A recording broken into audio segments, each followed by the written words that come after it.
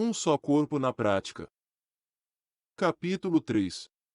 A Assembleia revestida da autoridade do Senhor.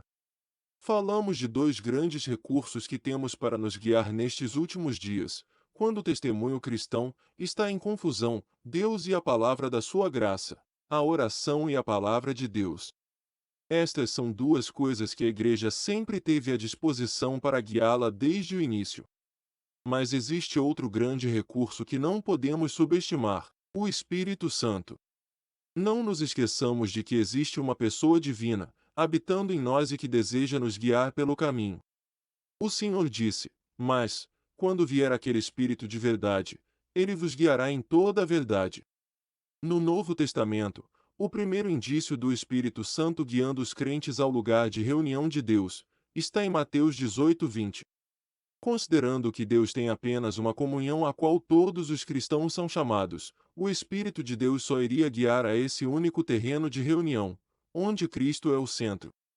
Mateus 18, 18 e 19. Se por um lado, 2 Timóteo 2, 19 a 22, nos fala do processo do exercício pelo qual devemos passar, para encontrarmos o testemunho remanescente nos dias atuais, e nos identificarmos com ele. Mateus 18, 18 a 20, descreve os grandes princípios de reunião, sobre os quais aqueles conectados ao testemunho remanescente devem congregar. Trata-se do terreno de reunião que o Senhor originalmente planejou, para que nele toda a Igreja viesse a congregar para adoração e ministério. Isto significa que ainda é possível praticarmos toda a verdade da Escritura, referente a como os cristãos devem se reunir. Isto é, a verdade do um só corpo, mesmo em um dia de ruína, quando a maioria dos cristãos não tem o mesmo exercício. Alguém apropriadamente chamou estes versículos de carta magna da Igreja. No princípio da Igreja, o Espírito de Deus reuniu todos os cristãos sobre este único terreno de reunião, mas isso foi antes que ocorressem as divisões na cristandade. Hoje podemos esperar que apenas um remanescente de crentes esteja interessado em congregar sobre os mesmos princípios. Se esta passagem assinala realmente quais são os grandes princípios da Assembleia para os cristãos estarem congregados para adoração e ministério, podemos esperar que o diabo, nosso adversário, faça um grande alvoroço quanto à sua interpretação, a fim de confundir o maior número de pessoas. Podemos ter certeza de que aquilo que Deus mais preza é também aquilo a que Satanás mais se opõe. O diabo não fica contente em ver cristãos congregados sobre os princípios divinos, irá tentar dividi-los a todo custo. Ele não gosta de que nos congreguemos e caminhemos juntos, sendo um. Nosso inimigo tem um ódio peculiar contra a verdade da Assembleia, pois ele sabe que, quando praticada, ela une o povo de Deus. Esta é a razão de assuntos como o de Mateus 18:20 e da mesa do Senhor sofrerem ataques com tanta frequência. O diabo sabe que a maneira mais eficaz de atingir seus objetivos de dividir e espalhar o povo de Deus é atacando a própria verdade fundamental, sobre a qual Deus gostaria que os cristãos estivessem reunidos. O plano do inimigo é simples: se ele puder tirar dos santos a verdade do único centro divino de reunião, eles certamente acabarão espalhados. Foi o que aconteceu com Israel. Como já vimos, por detrás do plano de Jeroboão, de construir centros alternativos em Betel e Dan, estava o claro desígnio do diabo, de dividir os filhos de Israel. Os desígnios do inimigo, de dividir os santos no cristianismo, não têm sido diferentes. Como mencionado, ele está tentando minar as verdades fundamentais, que têm a ver com o ser reunido para o nome do Senhor Jesus Cristo, que é o centro de Deus para os cristãos, que se reúnem para adoração, ministério e ações administrativas, com a intenção de dispersá-los. As muitas centenas de denominações na cristandade, e as várias divisões entre aqueles que procuram praticar os princípios de reunir, são um testemunho de quão grandes foram seus ataques. A obra do inimigo tem sido tão eficaz, que a maioria dos cristãos nem percebe os grandes princípios que estão diante de nossos olhos nesta passagem. Para aqueles que têm estado congregados ao seu nome, existe sempre o perigo de serem desviados desse terreno pelas artimanhas do diabo. E quando isso ocorre, eles costumam se transformar nos opositores mais ferrenhos desta verdade. John Nelson Darby disse: a grande parte do conflito coletivo tem relação com o equívoco intencional sobre a verdade de Cristo, como único centro de reunião. Ninguém é um adversário mais amargo dessa verdade do que aquele que a conhece, mas não caminha nela. Já que somos exortados a nos mantermos vigilantes contra tais ataques do inimigo, à medida que procedermos com os grandes princípios da Assembleia encontrados nesta passagem, abordaremos também algumas das ideias divergentes que têm confundido alguns e desviado outros. Veremos que quase cada frase destes versículos tem sido atacada, minada e distorcida de alguma maneira. A Assembleia revestida de autoridade, mas não de infalibilidade. Se observarmos o contexto da passagem em Mateus 18, 15 a 20, veremos que o Senhor estava anunciando que ele iria conferir sua autoridade à Igreja para agir em lugar dele durante a sua ausência. Isso era um novo direcionamento nos procedimentos de Deus. Israel iria ser deixado de lado por causa de seu fracasso, e Cristo estava prestes a edificar sua Assembleia. A Assembleia seria o novo centro administrativo divino na terra que Deus passaria a reconhecer. Se surgissem dificuldades entre os santos, eles já não precisariam trazê-las diante dos juízes em Jerusalém, como no tempo em que ele deu autoridade para Israel agir em seu nome no judaísmo. Agora eles deveriam trazer as questões para a Assembleia. Dizei-o à Igreja, disse ele. Então ele seguiu dizendo que a Assembleia teria autoridade para agir administrativamente em seu nome, sempre que necessário. Em verdade vos digo que tudo o que ligardes na terra será ligado no céu, e tudo o que desligardes na terra será desligado no céu. Um exemplo da Assembleia ligando seria o caso de 1 Coríntios 5, 11 a 13. Um exemplo da Assembleia desligando seria 2 Coríntios 2, 6 a 11. Assim a Assembleia foi revestida da autoridade do Senhor para agir em seu nome, durante o tempo de sua ausência, e suas ações devem ser reconhecidas como autoridade final.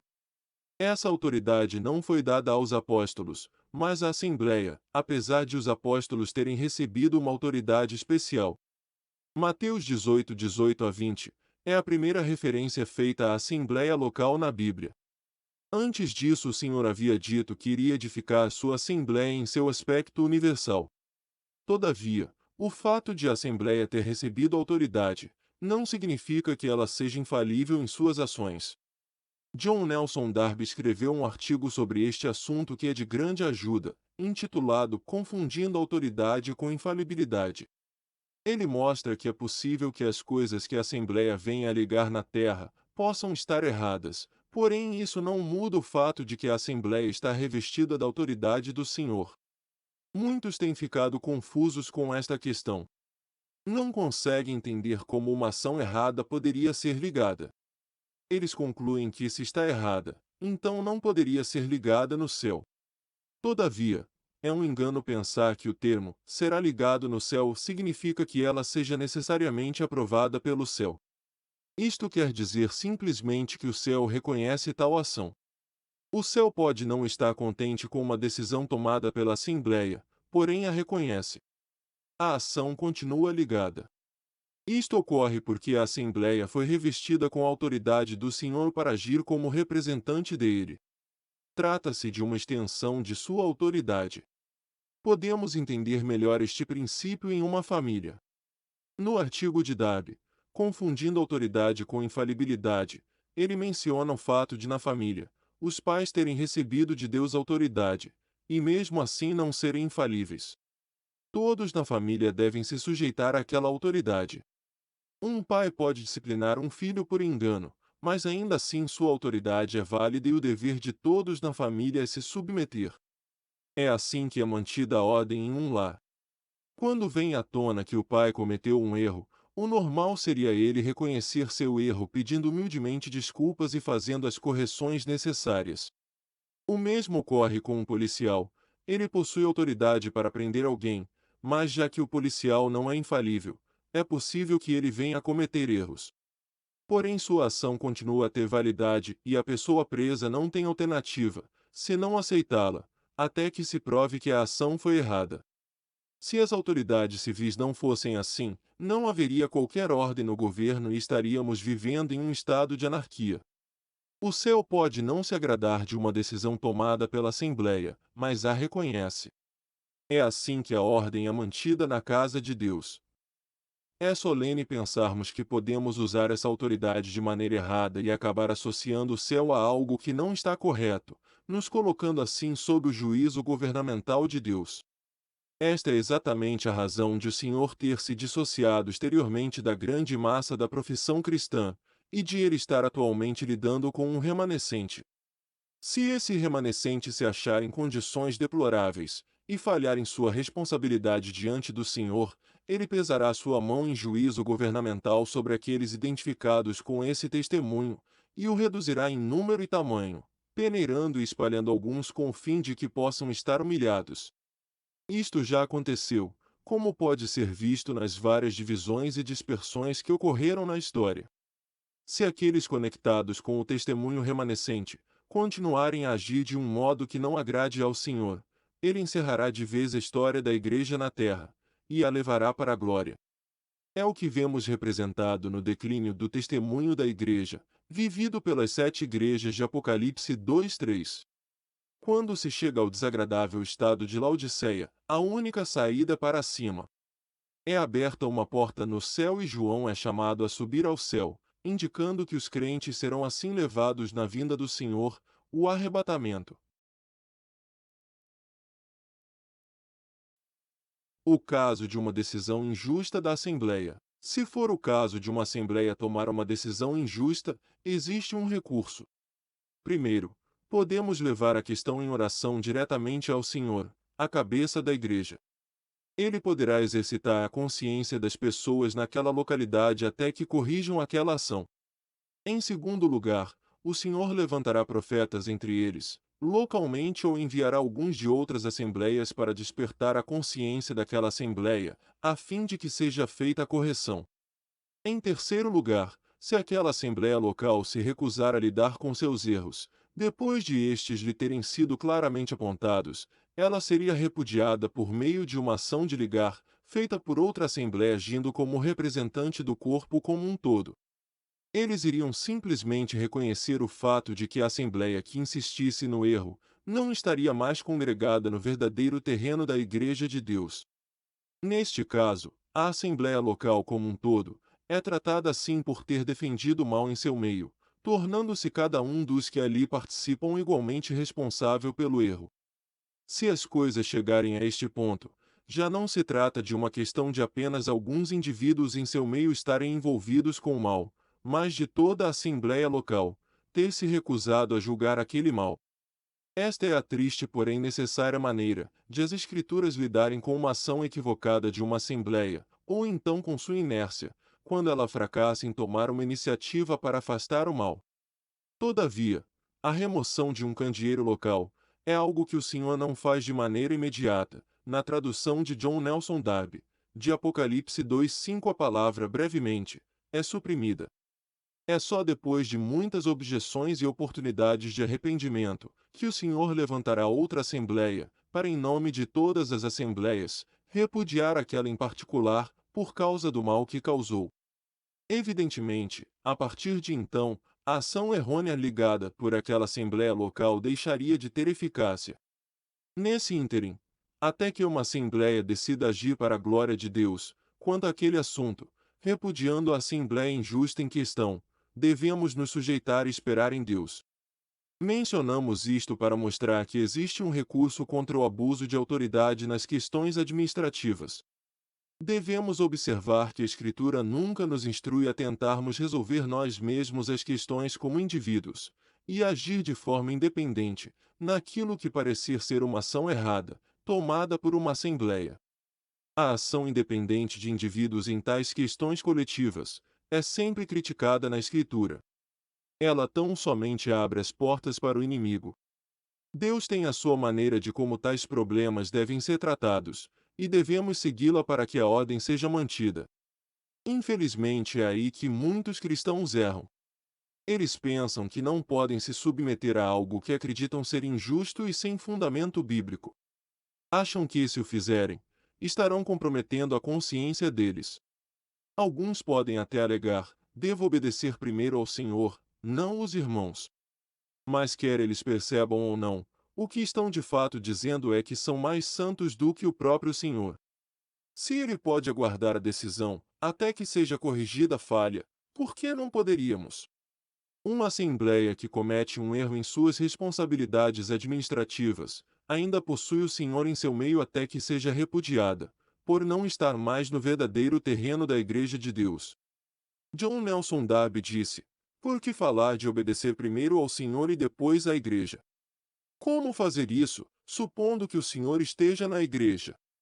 Trata-se meramente de estabelecer um julgamento pessoal, em oposição ao julgamento da Assembleia reunida ao nome de Cristo, conforme a sua promessa. Se não são, então nada tenho a dizer para eles. Isso nada mais é do que dizer: eu me considero mais sábio do que os que estão congregados. Rejeito completamente como sem fundamento bíblico o dito: primeiro Cristo e depois a Igreja. Ele também disse: portanto, a questão toda não passa de um mero e pobre argumento enganoso, que denuncia o desejo de dar livre expressão à vontade própria, baseado na confiança de que o julgamento feito por uma pessoa é superior a tudo que já tenha sido julgado. Satanás frequentemente gosta de trabalhar sob um disfarce de justiça em tais situações. Ele e seus ministros se transformam em ministros de justiça, a fim de enganarem os incautos ou desavisados, a fim de levá-los a agir independentemente. Ele fará com que pareça mais correto nos levantarmos em nome da justiça e resolvamos nós mesmos a situação, porém, se fizermos assim, não poderemos contar com a bênção de Deus. Uma ação independente não é a solução, não é coerente com o guardar a unidade do Espírito. Como já dissemos, se acharmos que uma assembleia cometeu um erro, podemos levar o caso à cabeça da igreja. Ele escuta, entende e cuida disso, muito melhor do que nós mesmos poderíamos fazer. E se tivermos fé de que ele irá corrigir a situação da maneira que achar necessário, podemos deixar tudo aos seus cuidados. Mas se não tivermos essa confiança nele, e não pudermos confiar que ele esteja cuidando disso, acabaremos nos achando, tentando resolver tudo com as nossas próprias forças, o que nada mais é do que agir na energia da carne. Qualquer coisa. W. Potter escreveu um breve artigo sobre as ações da Assembleia, no qual ele diz que a expressão qualquer coisa, de Mateus 18:19 é um incondicional. Qualquer coisa. Uma assembleia pode ligar erroneamente algo, e nosso dever é nos sujeitar até que seja feita uma retificação de forma pacífica e ordenada. Independentemente do que Potter diz, para alguns a interpretação de qualquer coisa como incondicional parece ter sido tirada do papismo católico romano. A opinião desses é que isso tornaria a Assembleia infalível em suas ações administrativas, o que não é verdade. Tais pessoas argumentam que se a expressão qualquer coisa for incondicional, então a Assembleia poderia ligar algo que quisesse e já estaria automaticamente ligado no céu. No modo de pensar deles, isso deixaria o céu sujeito às ações da Igreja na terra, e se a Assembleia cometesse um erro, o céu estaria se colocando em comunhão com o mal, algo que Deus jamais faria. A princípio, um argumento assim pode parecer bem lógico, mas por trás dele está uma tentativa do inimigo, de criar confusão na Assembleia e minar suas ações. Para isso bastaria alguém declarar que uma determinada ação da Assembleia foi injusta, para concluir que ela não teria o respaldo do céu. E se o céu não a endossasse, ninguém estaria obrigado a aceitá-la e nem se submeter a ela. Esta é uma maneira conveniente de se desprezar aquelas ações da Assembleia que não nos agradem. Se os atos administrativos de uma Assembleia só devessem ser apenas obedecidos sob a condição de estarem corretos, então a ordem toda seria rapidamente perdida. O grande problema dessa ideia equivocada é que os julgamentos da Assembleia ficariam sujeitos ao nosso julgamento pessoal. A Assembleia já não seria a corte da autoridade mais elevada nesses assuntos, e sim nosso próprio juízo. Toda a ordem se perderia assim.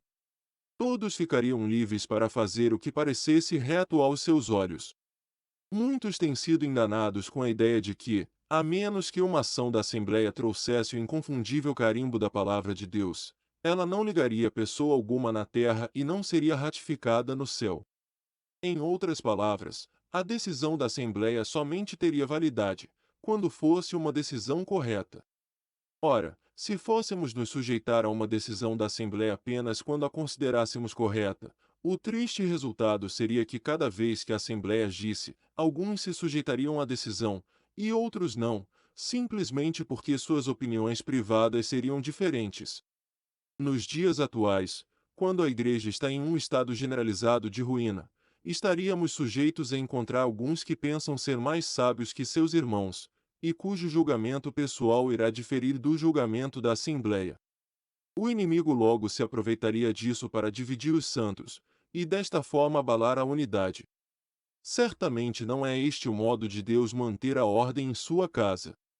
Não, somos ordenados a nos submetermos, mesmo se acharmos que a decisão está errada, e esperarmos no Senhor para corrigi-la. E assim a ordem é mantida. John Nelson Darby disse: um julgamento de uma assembleia, mesmo que eu o considere um equívoco, em primeiro lugar, devo aceitar e agir de acordo. Na tentativa de negar a força da expressão, tudo o que, em Mateus 18:18, e querer provar que ela não poderia ser incondicional, alguns erroneamente presumiram que o versículo 19 seria de uma reunião de oração, concluindo que qualquer coisa, nas orações da Assembleia estaria sujeita à aprovação do céu, pois Deus somente responde às nossas orações, quando elas estão de acordo com a sua vontade. Então as questões relacionadas à expressão, tudo que, para as decisões de ligar, deveriam também estar sujeitas à aprovação do céu. Mas eles estão enganados em pensar que os versículos 19 e 20 se refiram, estritamente falando, a uma reunião de oração. O contexto indica que se trata de uma reunião para disciplina, apesar de o princípio estabelecido nestes versículos ser amplo o suficiente para incluir todas as reuniões da Assembleia em uma aplicação secundária. Por isso Mateus 18:20 é às vezes lido no partir do pão. Em 1 Coríntios 5:4-5 Paulo refere-se a essa mesma reunião, no sentido de disciplina. Se estivesse falando de uma reunião de oração, então o Senhor teria mudado o assunto, bem no meio de seu discurso, sobre as ações administrativas da Assembleia, e então, mudado de volta no versículo 20 seguintes, ao falar da necessidade de se ter um espírito voltado para o perdão de um irmão, que estivesse arrependido de seu pecado. Isso seria fora de ordem. O ponto do versículo 19 é que a Assembleia se reúne com o Senhor no meio, para invocar a Deus com o objetivo de ratificar sua decisão de ligar. A promessa é clara: isso lhe será feito por meu Pai, que está nos céus. Para aqueles que porventura têm dúvidas se a expressão qualquer coisa se refere efetivamente a todas as coisas que a Assembleia decida julgar, sugiro a leitura de 2 Coríntios 2:10. Ali vemos que quando o assunto é suspender uma ação de ligar, Paulo diz: e a quem perdoardes alguma coisa, qualquer coisa, na versão John Nelson Darby, se eles são vistos perdoando qualquer coisa, necessariamente devem ter ligado qualquer coisa. Isto não deveria ser difícil de entender para aqueles que têm o desejo de obedecer. Mas é aí que está a questão.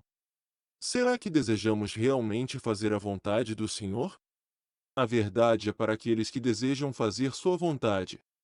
Às vezes as pessoas criam tamanha confusão por acharem que, talvez, a Assembleia tenha tomado uma decisão errada, que devemos perguntar: onde elas querem chegar com isso? Mas a pergunta é: com que frequência coisas assim acontecem? Raramente.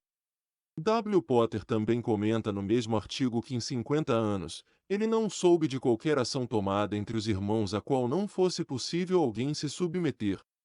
C. D. Maynard disse: uma assembleia, quando congregada ao nome de Cristo, tem a ele em seu meio, e possui sua autoridade para agir, em ligar ou desligar, os pecados de um irmão ofensor.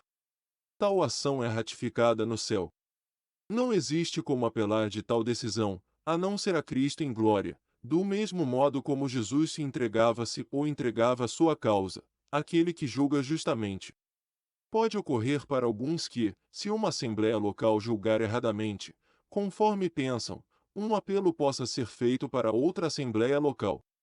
Por exemplo, para restaurar uma pessoa erroneamente colocada fora.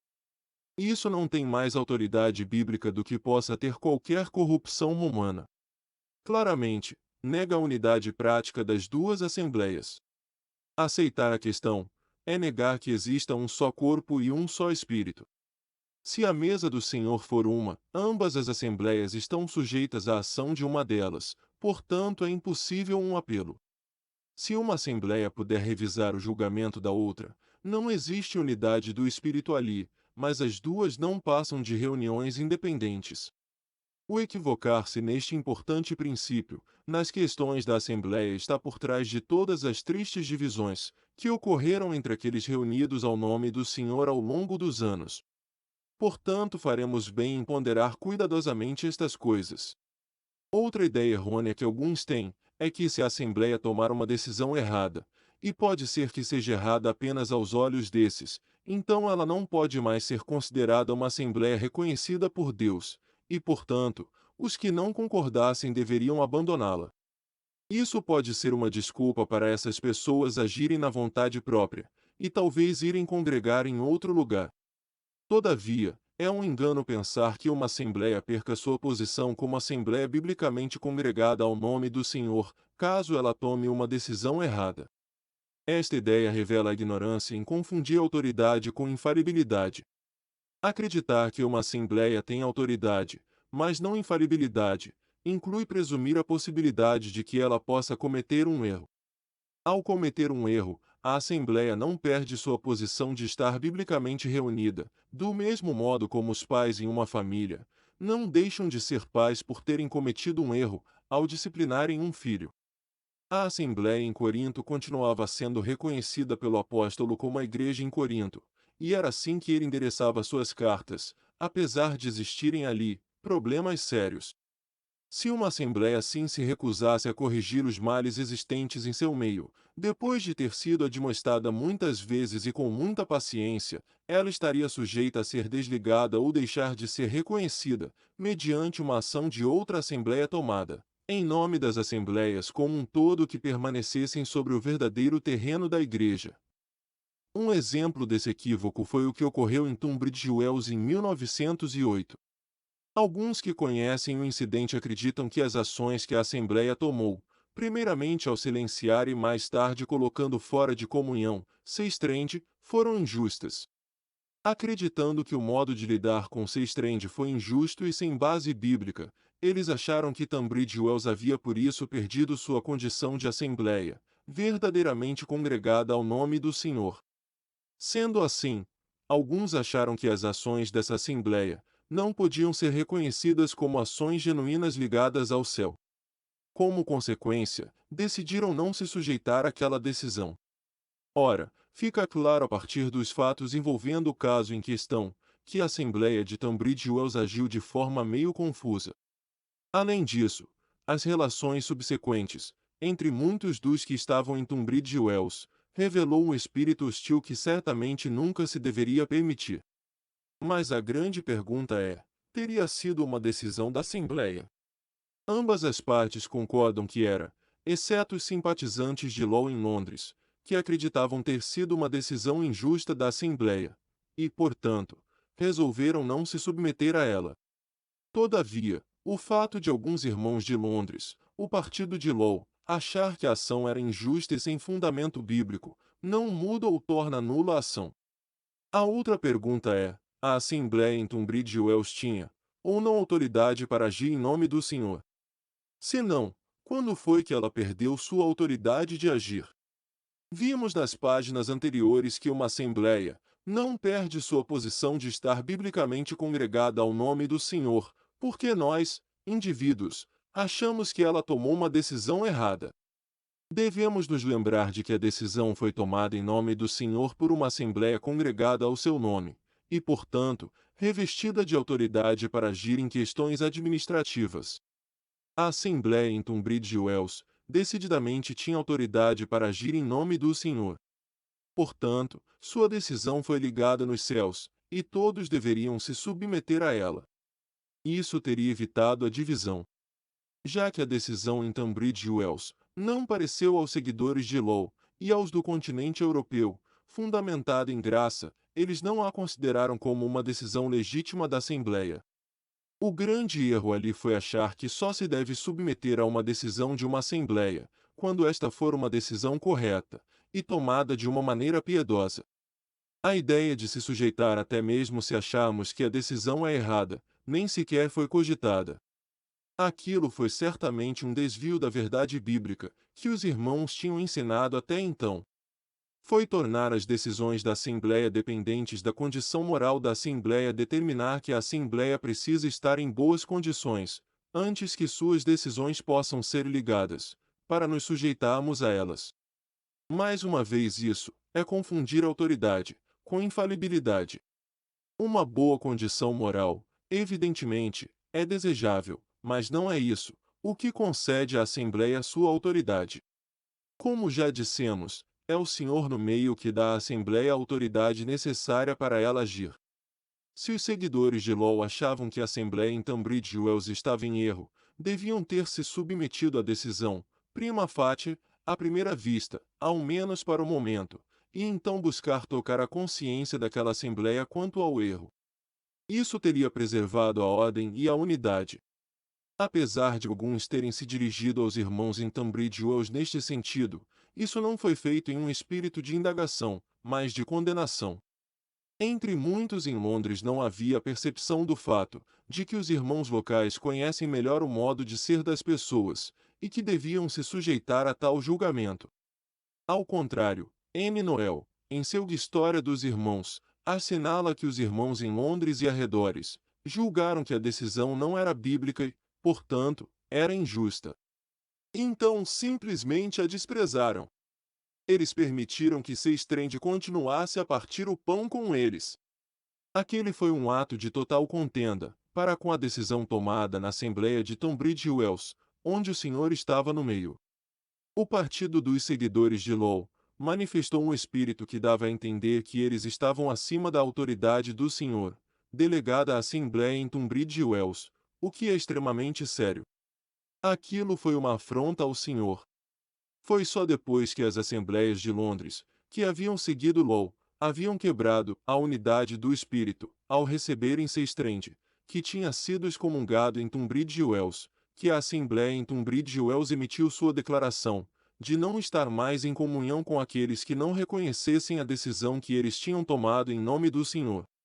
Esta foi também uma decisão tomada por uma Assembleia reunida ao nome do Senhor, e deveria ter sido acatada por todas as outras Assembleias.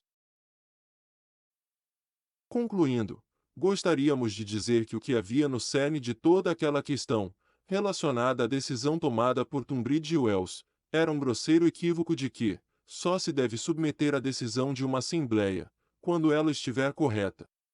Mais uma vez, trata-se de uma simples questão de confundir autoridade com infalibilidade. Grande parte dos irmãos da Europa se desviou ao tentar discernir que posição tomar, avaliando a condição moral dos dois lados.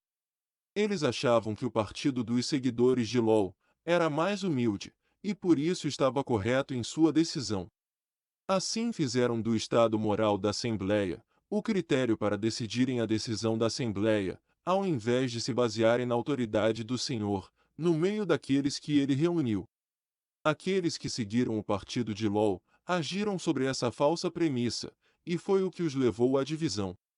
A Escritura ensina que o estado moral pode ser baixo naqueles que estão no terreno divino, e que eles podem agir de forma rude em determinadas questões, mas isso não altera o fundamento de reunião, sobre o qual estão e a autoridade do Senhor em seu meio. É o que vemos no caso de Roboão. Ele agiu de maneira muito desfavorável para com os que pertenciam às 10 tribos, indo contra o conselho dos anciãos, e suas ações precipitaram a divisão do reino. Apesar de não justificarmos suas ações, isso não muda o fato de que ele, e todo Judá, continuavam no centro divino dado a Israel, Jerusalém, onde a autoridade de Deus havia sido delegada. Se a condição moral fosse o critério para decidir onde o Senhor estava naquela questão, seríamos obrigados a dizer que ele estava com Jeroboão e as 10 tribos, e que Deus estaria estabelecendo seu centro divino entre eles. Já observamos que o Senhor não faria isso. A partir daquele ponto ele já não estava com as tribos do norte de Israel.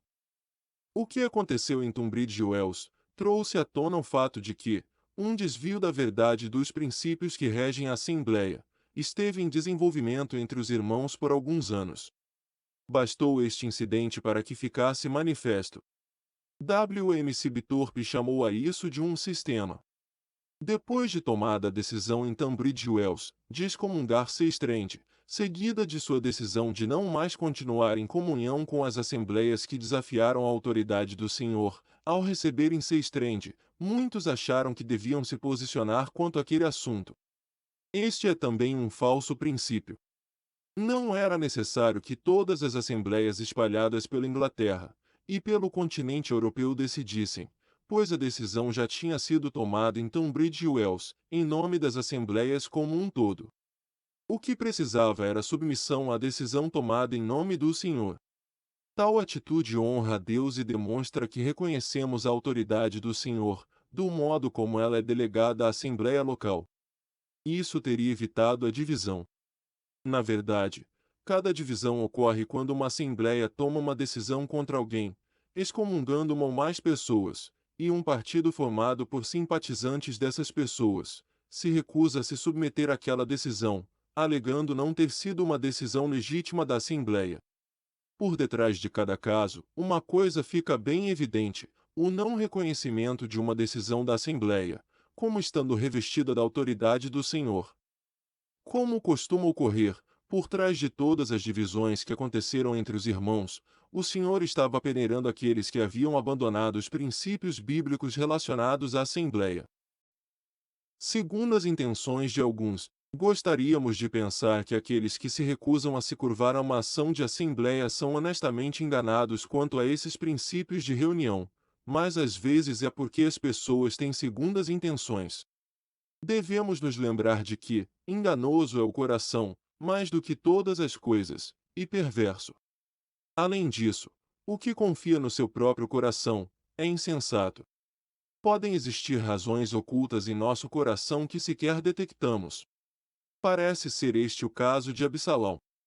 Quando seu irmão Amnon cometeu incesto no reino, a lei levítica determinava que ele devia ser morto. Vendo que o rei Davi nada fez, Absalão decidiu tomar a questão em suas próprias mãos, e liderou um grupo de homens para matar Amnon. Para os simples e que nada sabiam daquele negócio, esse ato de ódio talvez tenha sido visto como um ato de justiça, retidão e piedade. Aos olhos deles, Absalão provavelmente parecia ser um homem fiel agindo em favor da glória de Deus, e não poupando sequer seu próprio meio-irmão. Mas Absalão não se importava nem um pouco com a glória de Deus, e nem tinha aversão por aquele pecado, e isso acabou ficando claro quando também cometeu incesto, com as concubinas de seu pai 10 vezes mais que Amnon. Além do ódio natural de Absalão pelo que Amnon fizera a sua irmã Tamar, havia uma razão mais profunda para querer matá-lo: era a sua sede de poder.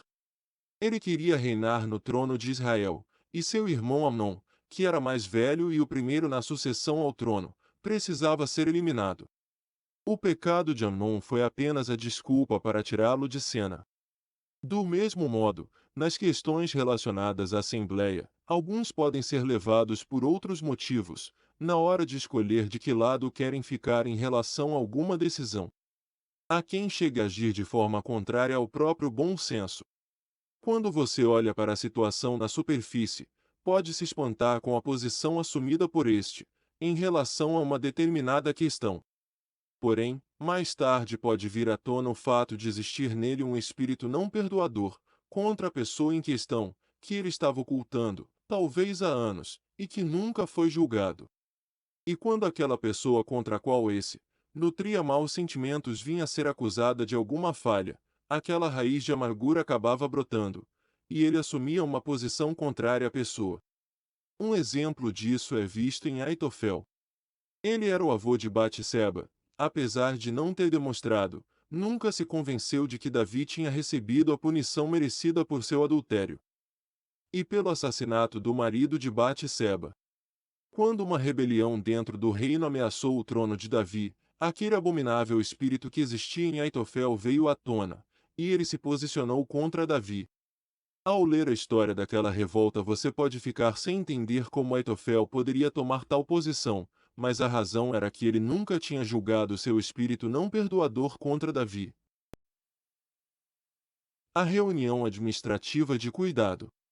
Quando surgem problemas que exigem um julgamento, e ações administrativas devem ser tomadas em um caso que se apresenta na Assembleia, os irmãos responsáveis devem se reunir em separado da Assembleia, para procurar entender os fatos do caso em questão, e buscar luz das Escrituras sobre o modo como a Assembleia deve agir.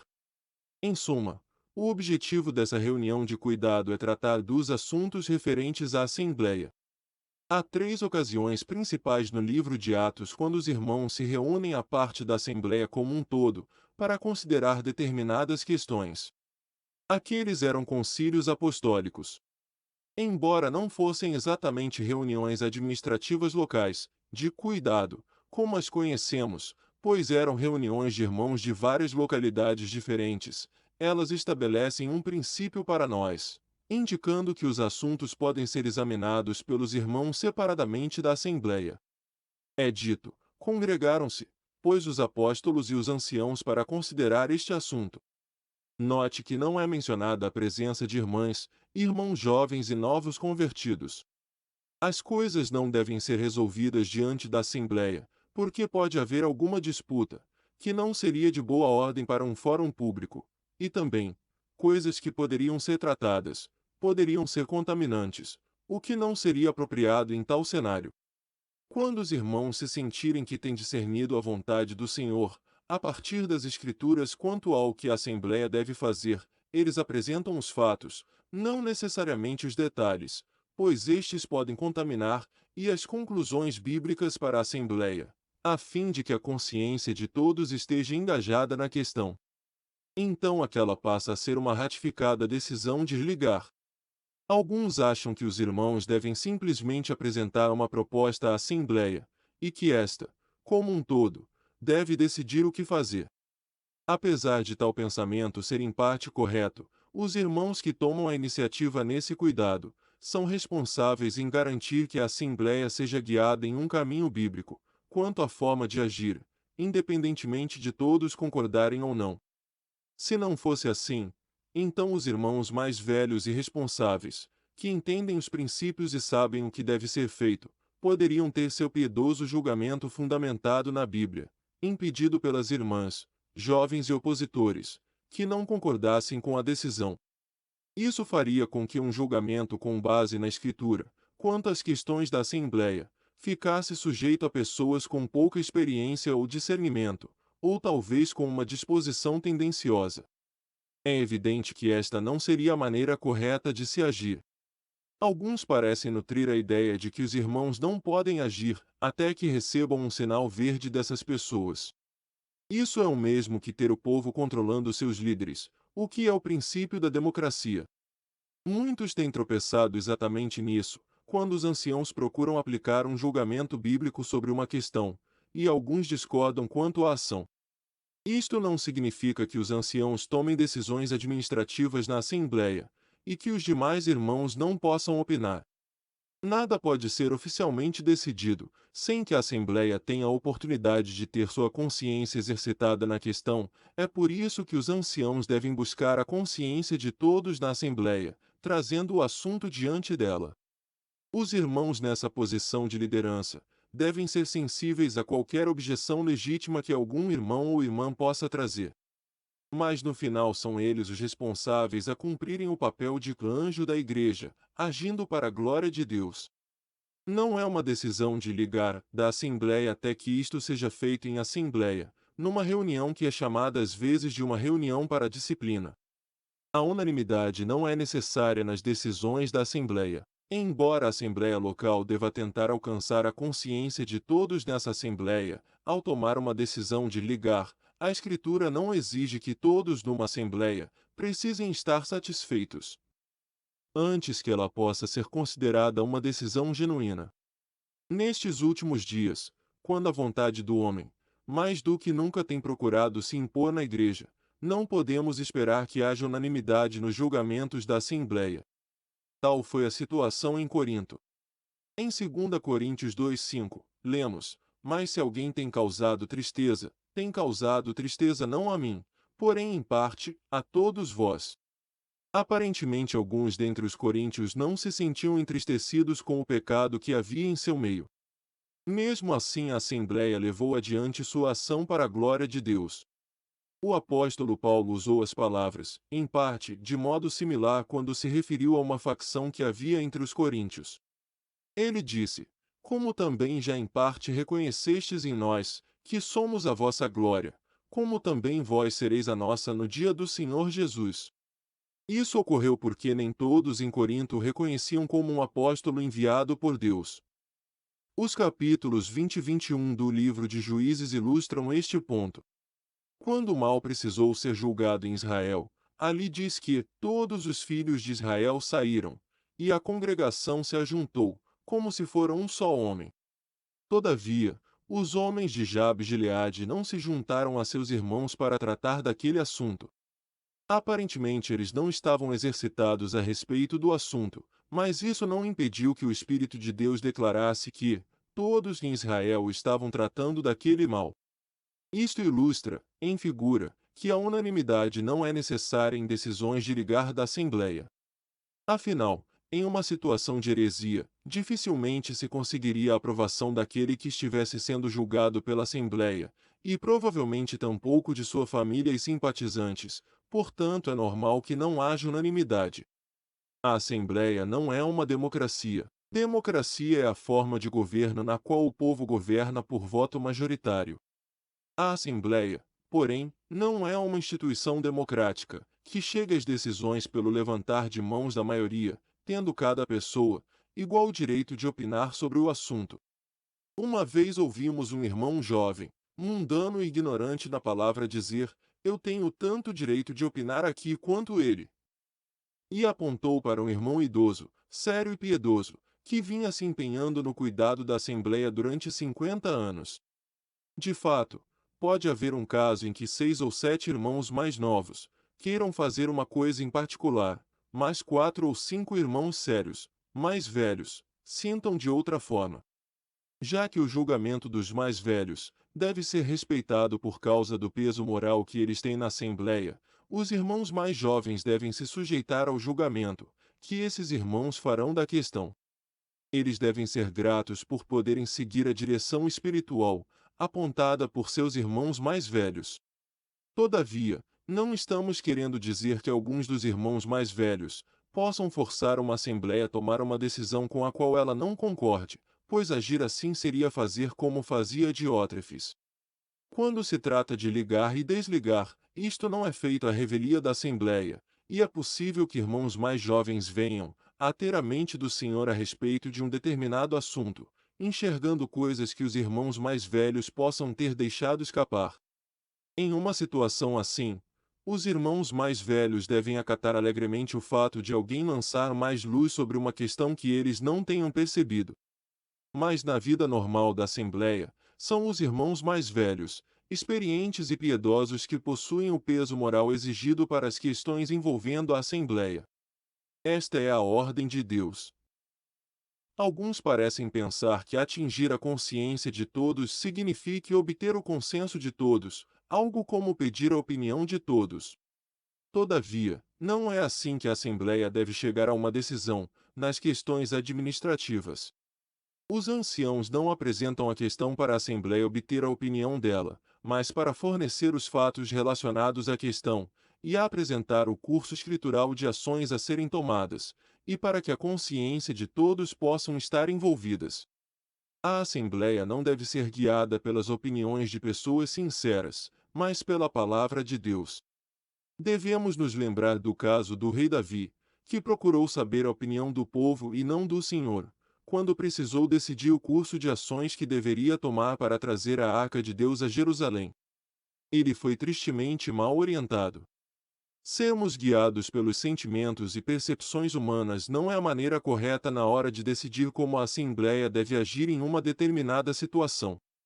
Costuma-se perguntar: quem decide pela Assembleia? Nossa resposta é: o Senhor. Ele é a cabeça da Igreja, e esta deve obter a direção que vem dele.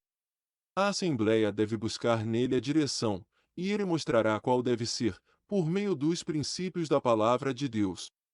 Nas decisões da Assembleia, devemos procurar conquistar ou atingir a consciência de todos na Assembleia local, a fim de que todos possam ser exercitados naquela questão, mas a Assembleia não pode seguir a consciência de alguns.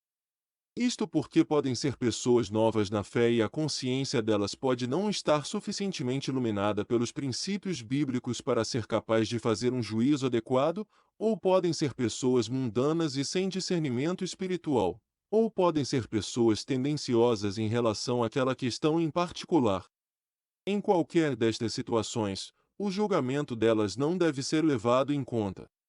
Ocasionalmente ações precisam ser tomadas pela Assembleia, quando alguns irmãos não estão na reunião local de cuidados, ou na reunião de Assembleia, onde a decisão foi tomada, e isto tem levado alguns a pensarem que uma decisão assim não seja genuína e sancionada no céu.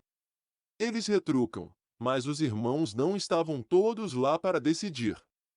Mais uma vez, isso é uma ideia democrática. Não é algo incomum na Escritura uma Assembleia agir dentro de sua capacidade administrativa, sem a presença de todos. Vemos este princípio em 1 Coríntios 15:5, conectado ao ofício do apostolado. Ali diz: e que foi visto por Cefas, e depois pelos 12. Quando comparamos isto com Lucas 24:34 a 48 e João 20:19 a 24, descobrimos que havia apenas 10 apóstolos presentes, quando o Senhor apareceu a eles. Todavia eles são chamados de os 12. Judas tinha se enforcado e Tomé não estava ali. De acordo com Atos 1, Matias ainda não tinha sido escolhido. Sua eleição não ocorreu até depois de o Senhor ter completado suas aparições, como ressuscitado, durante 40 dias, e subido ao céu. Fica portanto claro, que Matias ainda não fazia parte dos 12. Mesmo assim, aqueles 10 reunidos são chamados de os 12. Por que a Escritura usaria este termo desta maneira? Porque ela não está designando necessariamente um número específico de pessoas reunidas, pois o cristianismo nunca está ocupado com números literais. Veja Atos 1:15, 2:41, 4:4, 19:7. Quase, uns. Mas está falando do ofício administrativo que eles cumpriam, e da autoridade que tinham para agir assim. Nas epístolas aos Coríntios, onde são descritas a função e a ordem na Assembleia, é coerente que seja assim. Digno de nota é que as aparições do Senhor às mulheres não sejam citadas em 1 Coríntios 15, pois a administração da Assembleia é confiada aos irmãos responsáveis. A Assembleia, atuando em sua capacidade administrativa, não precisa de todos os presentes, antes que suas ações sejam ligadas. O peso moral está com os líderes na Assembleia. O modo como o Senhor normalmente dirige a Assembleia local é por intermédio daqueles que ele levantou e que presidem ou governam. Estes homens devem conhecer os princípios da Palavra de Deus e serem capazes de aplicá-los, a fim de que a Assembleia possa entender o curso da ação que Deus gostaria que ela tomasse, em um determinado assunto. Estes homens não se ordenam a si mesmos para o papel de liderança, e nem a Escritura ensina que seja responsabilidade da Assembleia ordenar seus anciãos, como acontece na maioria das denominações da cristandade. O Espírito de Deus levanta aqueles que ele considera apropriados. Os que presidem e lideram sobre vós não se refere necessariamente a liderar a pregação ou o ensino público da palavra, mas cuidar das questões administrativas da Assembleia. Confundir estas duas coisas que são bem distintas é perder de vista a diferença entre um dom e um ofício. Alguns daqueles que presidem podem nem mesmo ensinar publicamente, mas serão de boa ajuda sempre que podem. São aqueles que se entregaram ao cuidado dos santos, cujo conhecimento dos princípios bíblicos, experiência e julgamento se demonstraram sãos, os quais carregam a maior parte do peso de responsabilidade, dos assuntos administrativos da Assembleia. Existem 3 palavras usadas nas epístolas para descrever os líderes responsáveis numa assembleia local. Primeiro, o termo anciãos refere-se àqueles de idade mais avançada e implica maturidade e experiência. Todavia, nem todos os homens mais velhos na assembleia necessariamente exercem o papel de líderes. Em segundo lugar, os bispos ou supervisores, termo que se refere ao trabalho que fazem de pastorear o rebanho, velando pelas almas, admoestando-os. Em terceiro lugar, eles são chamados também de guias ou que governam, referindo-se à capacidade espiritual em guiar os santos. No livro de Apocalipse, aqueles em posição de responsabilidade são chamados de estrelas e também o anjo da igreja local. Como estrelas, eles devem dar testemunho da verdade de Deus, os princípios da sua palavra, como portadores de luz na assembleia local, e fornecendo luz nos diferentes assuntos com os quais a assembleia vem a ser confrontada. Isto está ilustrado em Atos 15. Apesar de não ser algo exatamente relacionado ao ligar e desligar, aprendemos ali princípios valiosos da função administrativa na igreja. Após escutarem do problema que estava atribulando a Assembleia, Pedro e Tiago, agindo como se fossem estrelas, lançaram luz sobre a questão.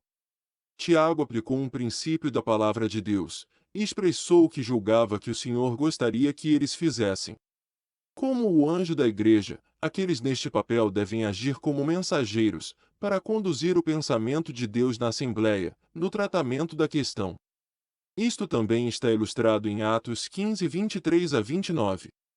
A voz dos dissidentes todavia podem existir na Assembleia, aqueles que não concordam com o curso de ação que a Assembleia acredita que deva tomar. Se esses forem homens sérios, experientes, com peso moral, a Assembleia deve esperar, porém se forem amigos e partidários do indivíduo ou indivíduos em questão, não devem ser considerados. Na verdade, essas pessoas devem ser repreendidas. Elas não deveriam tentar impedir que a Assembleia siga adiante em cumprir sua responsabilidade diante do Senhor. William Kelly disse: em casos particulares podem existir parentes ou amigos, talvez até mesmo partidários ou cúmplices, numa maior ou menor medida, cujas opiniões não devem ser manifestadas, e se manifestadas, devem ser repreendidas e desconsideradas. Um exemplo disso ocorreu no julgamento feito pela Assembleia de Nepean, Ontário, Canadá, em 1991. Os líderes e várias pessoas na Assembleia em Nepean viram que a Assembleia deveria adotar um curso de ação, enquanto um partido, formado por apoiadores e simpatizantes do irmão em questão, discordou. Estes fizeram tudo o que podiam para impedir a ação, nas reuniões de cuidado, enviando uma carta à Assembleia em Perth, em busca de ajuda, onde eles sabiam que encontrariam simpatizantes, e até na reunião da Assembleia, quando a decisão foi tomada. A Assembleia em Nepean não considerou a voz desses dissidentes, e a decisão foi levada a efeito. Muitos reagem de maneira errada, diante de uma decisão decorrente do julgamento de uma Assembleia em particular, ao invés de buscarem conhecer os fatos relacionados ao caso, e procurarem o que é preciso fazer para a glória de Deus. O inimigo procura levantar a poeira, para ocultar as verdadeiras questões envolvidas, fazendo com que as pessoas fiquem confusas. Numa situação assim pode existir também algum histórico de problemas pessoais entre irmãos, o que acaba vindo à tona e interfere em nosso julgamento. Todavia, devemos deixar que as coisas sejam decididas pelos princípios divinos, e não pelas falhas e fraquezas dos envolvidos na questão. Às vezes as pessoas podem apontar algo que acreditam ter sido tratado de maneira inadequada, e então fundamentam seu julgamento nisso, esquecendo-se de que na administração da Assembleia, existe o elemento humano que nem sempre irá tratar tudo com perfeição.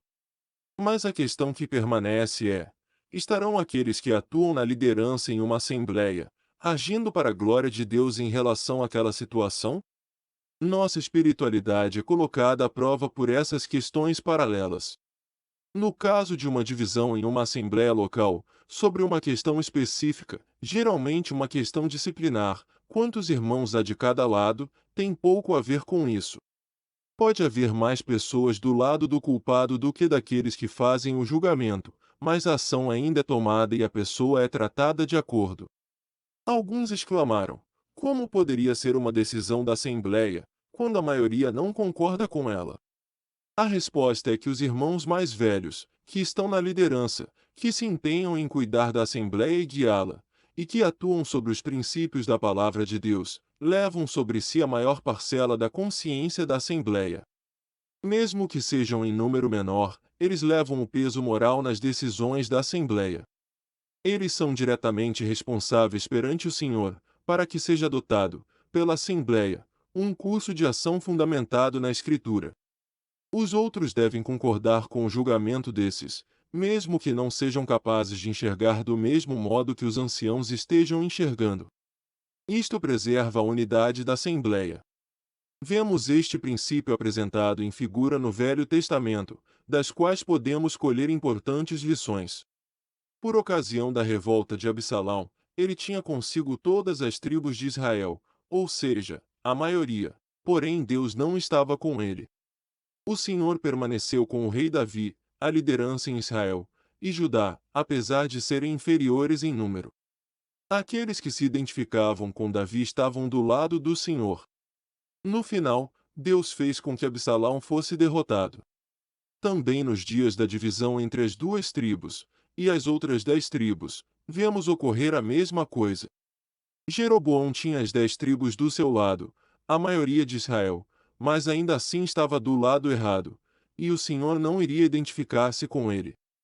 Roboão, que era o líder, e rei de direito sobre Israel, contava com apenas uma tribo, e mesmo assim Deus permaneceu com ele. Aqueles que permaneceram com Roboão foram preservados no centro divino.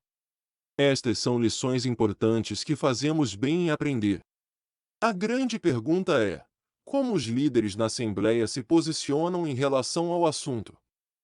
Não nos referimos aos mais velhos, mas àqueles que assumem a liderança administrativa na Assembleia.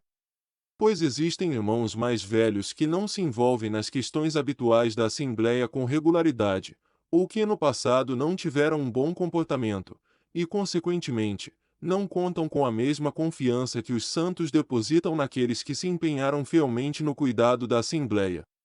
É para o Senhor Jesus, a cabeça da Igreja, que a Assembleia deve olhar em todas as questões, mas em uma situação normal, ele usa esses homens fiéis que ele levantou por meio do Espírito de Deus, que conhecem os princípios da palavra, para apresentar à Assembleia o pensamento de Deus relacionado àquela questão.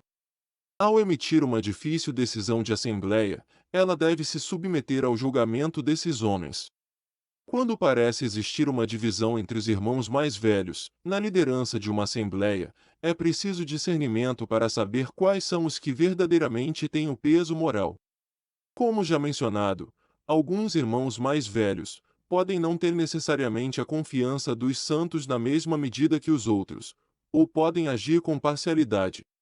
Em 1 Tessalonicenses 5:12-13, diz: E rogamo-vos, irmãos, que reconheçais os que trabalham entre vós, e que presidem tomam a iniciativa sobre vós no Senhor, e vos admoestam, e que os tenhais em grande estima e amor, por causa da sua obra. Tende paz entre vós. Esta é a fórmula divina para uma assembleia pacífica e feliz. Um genuíno impasse entre os irmãos responsáveis na assembleia. Quando houver uma verdadeira divisão entre os anciãos, a Assembleia deve esperar até que Deus deixe claro o que eles devem fazer. Se chegarem a um impasse, pode ser que precisem chamar irmãos de outra Assembleia, para aconselhá-los da maneira bíblica de se abordar a questão. John Nelson Darby disse: se a Assembleia não se sente em condições de fazê-lo, isso coloca os irmãos sob sua própria responsabilidade, e se pedem a ajuda de outros irmãos mais experientes, não há qualquer problema, pois o corpo é um, mas é a Assembleia que deve agir assim, a fim de se purificar, e isto é extremamente importante. Ele também disse: as opiniões dos irmãos de outras localidades têm igualmente a liberdade de serem apresentadas aos irmãos locais, quando estiverem relacionadas às questões envolvendo a Assembleia dos Santos, mesmo que não sejam membros locais daquela Assembleia. Não aceitar isto seria certamente uma séria negação da unidade do corpo de Cristo. Quando isto ocorre, é uma verdadeira bênção que homens sábios e espirituais, na condição de indivíduos, de outras assembleias, venham a participar da questão, procurando despertar a consciência da assembleia, isto se vierem a pedido da assembleia, ou daqueles que estejam encontrando dificuldade para resolver a questão naquele momento. Em situações assim, a ajuda desses irmãos, longe de ser vista como uma intromissão, deve ser recebida e reconhecida em nome do Senhor. Agir de qualquer outra maneira, seria com certeza aprovar a independência e negar a unidade do corpo de Cristo. Irmãos piedosos exercitados que conheçam a situação podem visitar ou escrever, para aqueles que têm a responsabilidade da Assembleia, apresentando a eles os princípios bíblicos relacionados à dificuldade em questão. Os irmãos que expressam suas preocupações e apresentam sua opinião sobre o problema podem ter sido convidados pela Assembleia ou terem entrado em contato com aquela Assembleia expressando sua preocupação com a situação. Em qualquer um destes casos, eles devem ser bem-vindos pela Assembleia local que está lidando com o problema, pois fazem parte do mesmo um só corpo, e o que afeta um, afeta a todos. Mas eles chegam como irmãos, não como uma assembleia com autoridade para julgar o caso em questão. Conforme disse Arroátio, os irmãos que são convidados por uma assembleia para ajudarem não têm autoridade para julgar a questão, já que esta é uma responsabilidade que só cabe à assembleia. Esses irmãos não têm qualquer parte entre os que julgam, e depois de terem aconselhado, seu trabalho pode ser dado por encerrado. Ele também disse: há algum tempo eu e outro irmão fomos convidados a ajudar uma assembleia, com um problema local. Por ocasião de nossa última reunião com os irmãos responsáveis por aquela assembleia, o irmão que estava comigo fez uma declaração nestes termos: tudo o que podemos fazer é aconselhá-los como irmãos, e se vocês acharem que nosso conselho pode ser colocado em prática, vocês devem apresentá-lo à assembleia para aprovação, pois é ali que está a autoridade. Não encontramos qualquer passagem na Escritura que possa indicar que uma assembleia deve intervir na decisão de outra assembleia e julgar novamente a questão. Isto seria negar a autoridade do Senhor, no meio da assembleia responsável pela questão, o que é a essência do erro do Betesda, irmãos abertos. Anos atrás, durante uma conferência em Saint Louis, Missouri, Estados Unidos, foi feita uma pergunta: é certo que uma assembleia interfira na decisão tomada por outra assembleia, em relação a algum problema? A resposta foi: não, a menos que exista um convite fundamentado na Escritura para que isso ocorra. Muitos problemas são causados quando uma assembleia se intromete nas questões de outra sem ser convidada. Agir assim é um erro,